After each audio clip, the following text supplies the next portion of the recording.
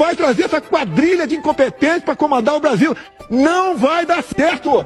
Não estou lutando por mim, queria estar na praia uma hora dessa, tomando um caldo de cana da minha filha Laura, de 11 anos de idade, que tem semana que eu não a vejo. Mas faço isso pelo futuro do meu Brasil. É a nossa liberdade que está em jogo. Mostre a verdade.